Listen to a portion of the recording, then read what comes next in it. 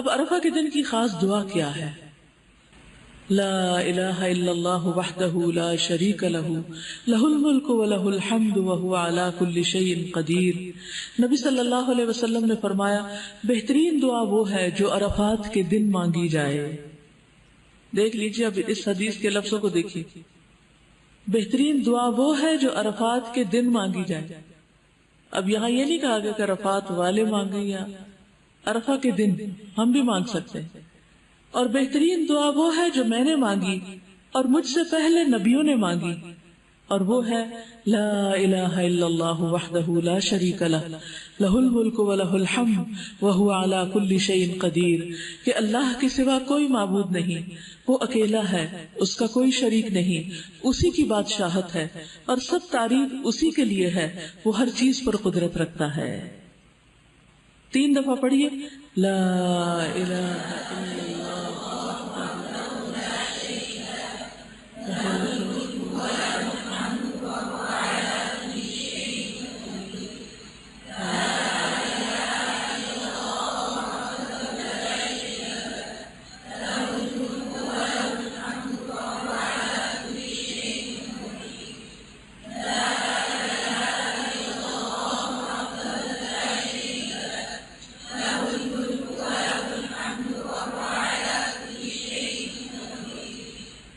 نبی صلی اللہ علیہ وسلم نے فرمایا جو شخص رات کو بیدار ہو کر یہ دعا پڑھے لا الہ الا اللہ وحدہ لا شریک لہ لہ الملک ولہ الحمد وہو علی کل شیء قدیر الحمد للہ وسبحان اللہ ولا الہ الا اللہ واللہ اکبر ولا حول ولا قوة الا باللہ، پھر یہ پڑھے اللہم اغفر لی، یا کوئی اور دعا کرے تو اس کی دعا قبول ہوتی، پھر اگر وہ وضو کرے اور نماز پڑھے تو نماز قبول ہو جاتی۔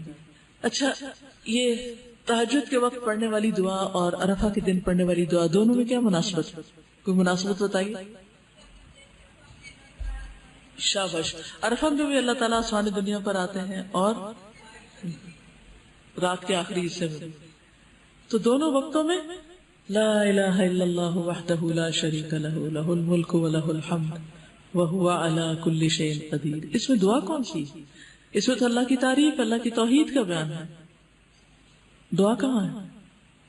اسے دعا کہا جا رہا ہے وَهُوَ عَلَى كُلِّ شَيْءٍ قَدِيرٌ، کہ اللہ ہر چیز پہ قادر ہے۔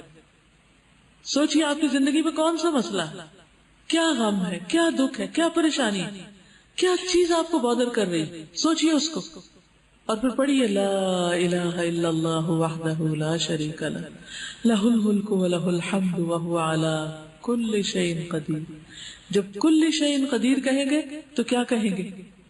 اللہ میں قادر نہیں ہوں یہ کام کرنے پر، میرے ہاتھ میں نہیں ہے، نہ اپنی جان، نہ اپنا نفس، نہ اپنے خیالات، اور نہ اپنا یہ سست جسم، اور نہ ہی اپنی اولاد، اور نہ ہی لوگ، میں کسی چیز کے مالک نہیں۔ لہ الملک ولہ الحمد، ہر چیز کا مالک تو ہے، ہر چیز تیرے اختیار میں ہے، ان سب چیزوں کو تو اپنی اطاعت میں قبول کر لے اور ان سب کو اپنی راہ دکھا۔ ہم ہر وقت لوگوں سے توقع رکھتے ہیں، لوگوں کو مسئلے بتاتے ہیں، مجھے یہ پریشانی ہے، مجھے یہ پریشانی۔ ہم نے کتنی بار اللہ کو پریشانی بتائی؟ ہم لوگوں کو فون کرتے ہیں، لوگوں کو میسج بھیجتے ہیں، اپنی پریشانیوں کے دکھ سناتے ہیں، وہ سنتے ہیں یا نہیں سنتے، پڑھتے ہیں یا نہیں پڑھتے، پڑھتے ہیں اور جواب دیتے ہیں یا نہیں دیتے، اور پھر بھی انہیں کو سنائے چلے جاتے ہیں۔ تو ایسے تمام اوقات میں ہمیں کیا کرنا چاہیے؟ چھوڑ کے لوگوں کو اللہ کی طرف متوجہ ہونا چاہیے، اور یاد رکھیے جب تک اللہ کی طرف متوجہ نہیں ہوگے مسائل حل نہیں ہو سکتے۔ کئی سال لگ گئے نا، حل نہیں ہوئے، آئندہ بھی نہیں ہوگے جب تک اللہ کو نہیں پکاریں گے۔ تو میں آپ میں سے ہر ایک کو، جو بھی میری بات سن رہا ہے، ایک ایک کو یہ تاکیداً کہوں گی کہ جو بھی زندگی میں آپ کے مسئلہ ہے، جو بھی دکھ اور پریشانی ہے، اس سب کو دل میں لا کر، رو کر، اللہ کی قدرت اور اس کے ملک اور اس کی توحید کا واسطہ دے کر اسی سے دعا کیجیے کہ اللہ تو اس پریشانی کو دور کر دے۔ پھر آپ دیکھیں مسئلے کتنی جلدی حل ہوتے ہیں۔ بندے کسی چیز پہ قادر نہیں ہیں، جو قادر ہے اس کو پکاریے۔ اور میں ہمیشہ سوچتی ہوں اللہ تعالیٰ اس وقت کیا سوچتا ہوگا، کیا کہتا ہوگا کہ کام تو میں کر سکتا ہوں اور بتا یہ لوگوں کو راہ ہے جو کسی چیز پہ قادر نہیں۔ سب کچھ تو میرے اختیار میں ہے، اور دیکھ یہ لوگوں کی طرف رہا۔ یہ تو ایسے ہی ہے نا جیسے ہمیں سخت پیاس لگی ہو اور جس شخص کے ہاتھ میں پانی کا گلاس ہو اس کو اگنور کر کے دوسروں کو کہیں پانی پلا دو، پانی پلا دو، جن کے ہاتھ میں پانی ہے ہی نہیں۔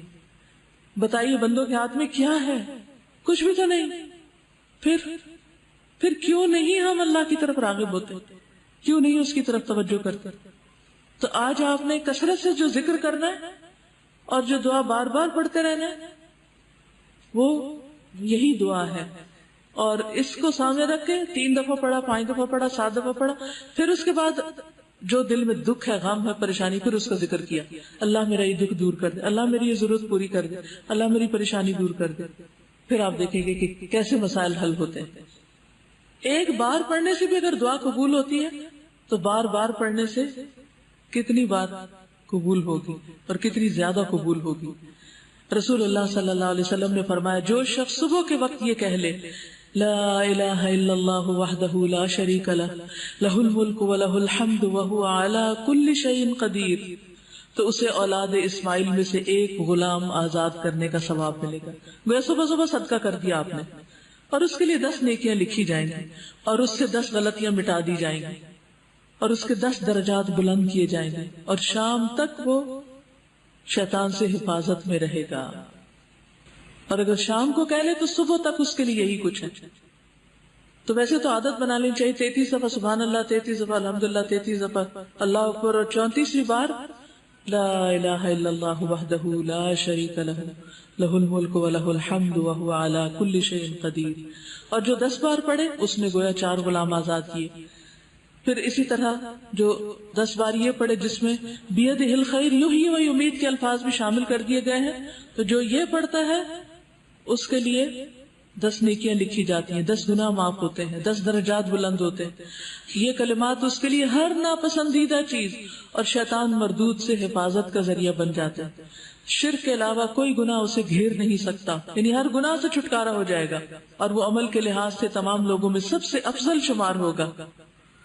مگر وہ شخص اس سے برتری لے جاتا ہے جو اس سے زیادہ یہ کلمہ کہہ دے۔ پھر ان کلمات کو پڑھنے سے درجات بلند ہوتے ہیں۔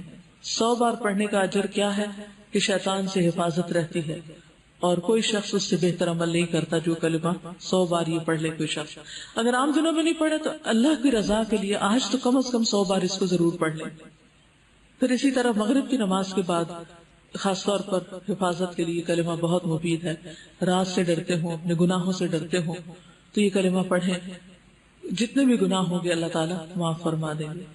پھر اسی طرح بازار میں داخل ہوتے وقت اس کلمے کو پڑھنے کے بہت درجات ہیں۔ 10 لاکھ یعنی 1 ملین نیکیاں لکھی جاتی ہیں اس شخص کے لیے جو بازار میں داخل ہوتے وقت یہ کلمہ پڑھتا ہے۔ کچھ لوگوں کے گھر بھی بازار میں سے گزر کے آتے ہیں، تو ہر روز عادت بنا لے کہ بازار سے گزرتے ہوئے یا گاڑی بھی گزر رہی ہو آپ کی تو یہ کلمہ پڑھ لیں، لا الہ الا اللہ وحدہ لا شریک لہ لہ الملک ولہ الحمد یحیی و یمیت وہو حی لا یموت بیدہ الخیر کلہ وہو علی کل شیء قدیر۔ اور اللہ تعالیٰ اس کے 10 لاکھ درجے بلند کرتا ہے، کیونکہ بازار غفلت کی جگہ ہے، جو وہاں پڑھتا ہے اس کے درجے بلند ہو جاتے ہیں۔ تو اس دعا کو پڑھنے کے لیے کون سے مواقع ہیں؟ صبح و شام، یا 1 بار، 10 بار، 100 بار، 200 بار، جتنا پڑھ سکیں۔